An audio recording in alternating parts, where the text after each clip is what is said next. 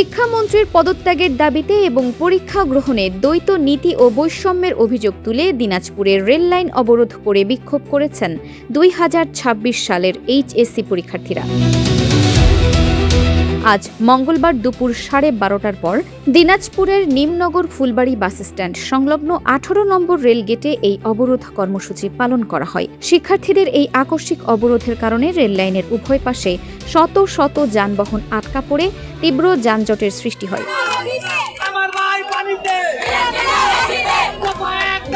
যার ফলে চরম ভোগান্তিতে পড়েন সাধারণ যাত্রীরা। আন্দোলনরত শিক্ষার্থীদের অভিযোগ, দেশের বিভিন্ন অঞ্চলে চলমান বন্যা, জলাবদ্ধতা ও তীব্র দুর্যোগপূর্ণ আবহাওয়ার মধ্যেও জোরপূর্বক এইচএসসি পরীক্ষা নেওয়া হচ্ছে। দিনাজপুর বোর্ডের একজন স্টুডেন্ট, আমরা স্টুডেন্ট না, আমরা মূলত এখন এক্সপেরিমেন্ট হচ্ছে আমাদের উপর।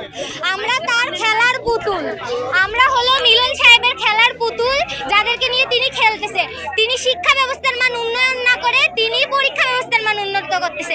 তিনি প্রথমে 20% উন্নত করবে শিক্ষার মান, 30% উন্নত করবে, আস্তে আস্তে উনি কঠিনের দিকে যাবে। তিনি একেবারে আমাদের উপর এক্সপেরিমেন্ট করতেছে। এটা তো ঠিক না। এটা কি আমাদের যে এতগুলো শিক্ষার্থী মারা যাচ্ছে, এটা তো সুইসাইড না, এটা খুন। আমরা দায় দিচ্ছি উনার উপর, উনি খুনি। আমরা দাবি করতেছি, আমাদের দাবি একটাই, উনার পদত্যাগ। আমাদের দাবি একটাই, উনার পদত্যাগ। উনার পদত্যাগ ছাড়া আমাদের কোনো দাবি নাই। আমার নাম স্নেহা, আমি দিনাজপুর শিক্ষা বোর্ডের একজন স্টুডেন্ট, আদর্শ কলেজের। আমরা জানি দেশে এখন পরিস্থিতি অনেক ভয়াবহ, অনেক জায়গায় বন্যা হচ্ছে, অনেকে অনেক বিপদের মধ্যে আছে, তারা কোনো যোগাযোগ মাধ্যমের মধ্যে তাদের সাথে কোনো যোগাযোগ করা যাচ্ছে না। সেই জায়গায় উনি পরীক্ষা নিচ্ছে, ঠিক আছে। আমরা দিনাজপুরে পরীক্ষার্থী, আমাদের না এখানে পরীক্ষা নিচ্ছে, এটা উনি নিচ্ছে, ঠিক আছে, কিন্তু উনার তো কোশ্চেন দেখা লাগবে। উনি প্রতি বছর নিবন্ধনের মাধ্যমে, বিসিএস এর মাধ্যমে এত টিচার নিয়োগ দিচ্ছে, তো উনি কি একটা টিচার, উনি কি আর 10-12টা টিচার দিয়ে কোশ্চেন সলভ করতে পারে না? কোশ্চেনে এত ভুল, আর কোশ্চেন যে লেভেলে হার্ড করছে উনি, মানে আমরা এডমিশন দিচ্ছি, আমরা কি এডমিশন দিচ্ছি? আচ্ছা, উনি ওনার বয়সে আমাদের এখন যারা বর্তমান শিক্ষক আছে, যারা নিবন্ধন দিচ্ছে, যারা বিসিএস করে, তারা সবাই আগে যেভাবে পরীক্ষা হচ্ছে সেভাবে দিয়ে পরীক্ষায় পাশ করতে পারছে। তাহলে আমরা কি সেভাবে পাশ করতে পারতাম না? শিক্ষা ব্যবস্থা এত পরিবর্তন আনার কি দরকার? উনি পরিবর্তন আনতে পারে উন্নতির দিক দিয়ে শিক্ষা ব্যবস্থার ক্ষেত্রে। উনি পরীক্ষার হলরুম উনি সিসিটিভি হাতে ইয়ে করতেছে, আবদ্ধ করতেছে। উনি আমাদের, আর আমরা যেখানে বসছি, আমরা আমাদের দাবির জন্য এখানে বসছি। উনার একটা ন্যূনতম কমন সেন্স থাকা দরকার আমাদের এই পরিস্থিতির জন্য। আমরা যে এতক্ষণ ধরে এখানে বসে আছি, উনার কি কোনো মাথা ব্যথা আছে? উনি কি আমাদেরকে একটা সমাধান দিচ্ছে এখানে? এখন আমাদের দাবি উনি তাড়াতাড়ি এই ব্যবস্থাগুলো সমাধান করুন। এখন তারপরে আমার প্রধানমন্ত্রীর কাছে একটা আবেদন, উনি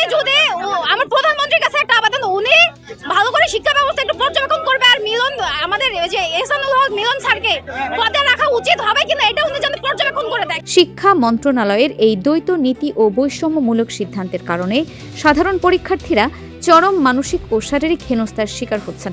দুর্যোগের কারণে অনেক শিক্ষার্থী সময়মতো কেন্দ্রে পৌঁছাতে পারেননি।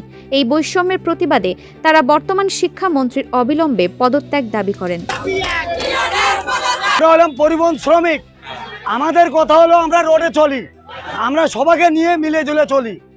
আমাদের কথা হলো ওরা ছাত্র, ওরা আন্দোলন করবে, ওরা করবে কলেজে, ওরা করবে ডিসি অফিসে। ওরা রেলগেট নামার ক্ষমতা কোথায় পাইলো? রেলগেট নামায় কেন আন্দোলন করবে? আমাদের ড্রাইভারের গায়ে কেন হাত দিল? সরকার কি অনুমতি দিচ্ছে ওদেরকে যে তোরা রেলগেট নামায় আন্দোলন করবি রাস্তায়? এখন আমি এসে বলছি যে ভাইয়া যা হয়েছে, রুগী আছে, মা বোন সবারই আছে, তোমরা সরে যাও। কেন এই কথা বলছি? তখন আমার গায়ে হিট করছে, আমার গায়ে হিট করছে। দেখেন আমার শরীরে লাল, এই সম্পূর্ণ পিছন দিক থেকে হিট করছে আমাকে।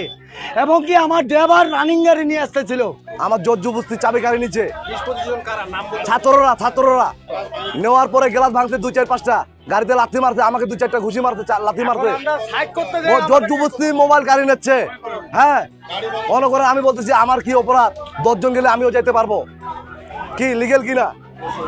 তো ওরা করছে না, হবে না। তো ভালো কথা, আন্দোলন হলে সবার জন্য হবে, একক মানচিত হবে না। Farhana Nizam, desk report, Dinajpur TV.